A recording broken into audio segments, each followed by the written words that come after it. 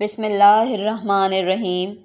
بسند معتبر منقول ہے کہ مفضل نے حضرت صادق علیہ السلام سے سوال کیا کہ کیوں کر امام کو وہ تمام امور معلوم ہو جاتے ہیں جو اقطار زمین میں واقع ہوتے ہیں، حالانکہ وہ اپنے مکان میں بیٹھا رہتا ہے اور اس کے دروازے پر پردہ لٹکا ہوتا ہے۔ فرمایا، اے مفضل، حق تعالیٰ نے پیغمبروں میں 5 روحیں ودیت کی ہیں: روح حیات جس سے حرکت کرتا ہے اور راستہ چلتا ہے، روح القلوب جس سے اٹھتا ہے اور جہاد کرتا ہے، روح الشہوت جس سے کھاتا پیتا ہے اور عورت سے مقاربت کرتا ہے، روح الایمان جس سے ایمان لاتا ہے اور لوگوں کے ساتھ عدالت کرتا ہے، اور روح القدس جس سے پیغمبری کا حامل ہوتا ہے۔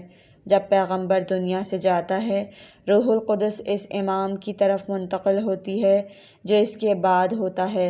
اس روح کو خواب و غفلت، لہو و تکبر سے تعلق نہیں، اور مذکورہ چاروں روحوں پر خواب بھی طاری ہوتا ہے، وہ غافل بھی ہو جاتی ہیں اور لہو و تکبر بھی رکھتی ہیں، اور پیغمبر و امام بذریعہ روح القدس دیکھتے ہیں اور چیزوں کو جانتے ہیں۔ بسند موثق امام محمد باقر علیہ السلام سے منقول ہے کہ خداوند عالم نے آدم علیہ السلام سے عہد لیا تھا کہ اس درخت ممنوعہ کے پاس نہ جائیں گے، لیکن وہ گئے اور اس درخت میں سے کھایا، جیسا کہ خدا فرماتا ہے، وَلَقَدْ عَهِدْنَا إِلَىٰ آدَمَ مِن قَبْلُ فَنَسِيَ وَلَمْ نَجِدْ لَهُ عَزْمًا۔ خدا نے ان کو زمین پر بھیجا تو حابیل اور ان کی بہن ایک ساتھ پیدا ہوئے اور قابیل اور اس کی بہن ایک بار پیدا ہوئے۔ حضرت آدم علیہ السلام نے اپنے دونوں بیٹوں حابیل اور قابیل کو خدا کی بارگاہ میں قربانی کا حکم دیا۔ حابیل مویشیوں کے مالک تھے اور قابیل زراعت کرتا تھا۔ حابیل نے ایک نہایت عمدہ گوسفند کی قربانی کی اور قابیل نے، جو کہ اپنی زراعت سے بے خبر رہتا تھا، معمولی اور وہ بالیاں جو پاک و صاف نہ تھیں، قربانی کے لیے پیش کی۔ اس لیے حابیل کی قربانی قبول ہو گئی اور قابیل کی نہیں ہوئی، جیسا کہ خداوند عالم فرماتا ہے، جس کا ترجمہ یہ ہے: اے رسول صلی اللہ علیہ وآلہ وسلم، ان لوگوں سے آدم علیہ السلام کے بیٹوں کا صحیح قصہ بیان کر دو۔ جب ان دونوں نے قربانیاں خدا کی بارگاہ میں پیش کیں تو ان میں سے ایک کی قربانی قبول ہوئی اور دوسرے کی نہیں۔ اس زمانے میں جب قربانی قبول ہوتی تھی تو ایک آگ پیدا ہو کر اس کو جلا دیتی تھی۔ پس قابیل نے آتش کدہ بنایا، اور وہ پہلا شخص تھا جس نے آگ کے لیے گھر بنایا اور کہا، میں اس آگ کی پرستش کروں گا تاکہ میری قربانی قبول کرے۔ دشمن خدا شیطان نے قابیل سے کہا کہ حابیل کی قربانی قبول ہو گئی ہے اور تیری نہیں ہوئی، اگر تو اس کو زندہ چھوڑ دے گا تو اس کے فرزند پیدا ہوں گے جو تیرے فرزندوں پر اس بارے میں فخر کریں گے۔ یہ سن کر قابیل نے حابیل کو مار ڈالا۔ پھر جب آدم علیہ السلام کے پاس آیا تو حضرت علیہ السلام نے پوچھا کہ حابیل کہاں ہے؟ اس نے کہا، میں نہیں جانتا، آپ نے مجھ کو اس کی حفاظت و نگرانی کے لیے نہیں مقرر کیا تھا۔ حضرت آدم علیہ السلام نے جا کر دیکھا تو حابیل کو مقتول پایا۔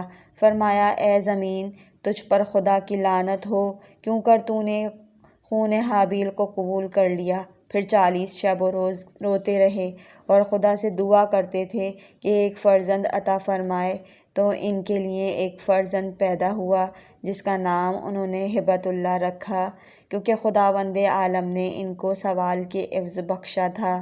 حضرت آدم علیہ السلام اس فرزند کو بہت دوست رکھتے تھے۔ جب آدم علیہ السلام کی پیغمبری تمام ہوئی اور ان کی عمر کا آخری زمانہ آیا تو خدا نے وحی کی کہ اے آدم علیہ السلام، تمہاری پیغمبری ختم ہوئی اور تمہاری عمر کے ایام پورے ہو چکے ہیں۔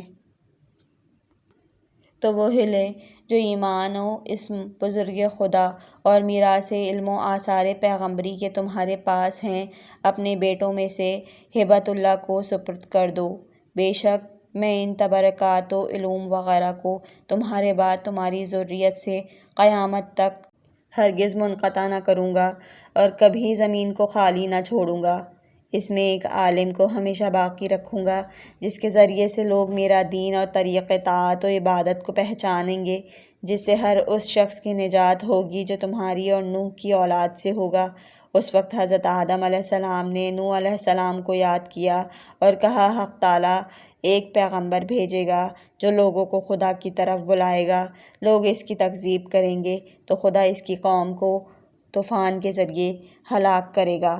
آدم علیہ السلام اور نوح علیہ السلام کے درمیان 10 پشت کا فاصلہ تھا جو سب پیغمبران خدا تھے، اور آدم علیہ السلام نے ہبۃ اللہ سے نوح علیہ السلام کے بارے میں وصیت کی کہ تم میں سے جو ان سے ملاقات کرنا چاہیے کہ ان پر ایمان لائے اور ان کی پیروی کرے تاکہ طوفان سے نجات پائے۔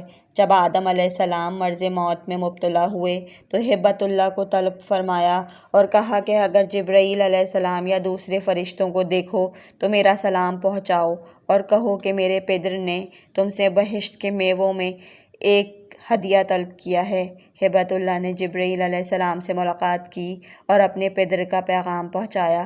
جبرائیل علیہ السلام نے کہا کہ اے ہبۃ اللہ، تمہارے پدر نے عالم قدس کی طرف رحلت فرمائی اور میں ان پر نماز پڑھنے کے لیے نازل ہوا ہوں۔ ہبۃ اللہ واپس آئے تو دیکھا کہ حضرت آدم علیہ السلام نے دار فانی سے رحلت فرمائی۔ پھر جبرائیل علیہ السلام نے حضرت علیہ السلام کو غسل میت کی تعلیم دی۔ ہبۃ اللہ نے ان کو غسل دیا۔ جب نماز کا موقع آیا تو ہبۃ اللہ نے کہا، اے جبرائیل علیہ السلام، سامنے کھڑے ہو کر آدم علیہ السلام پر نماز پڑھو۔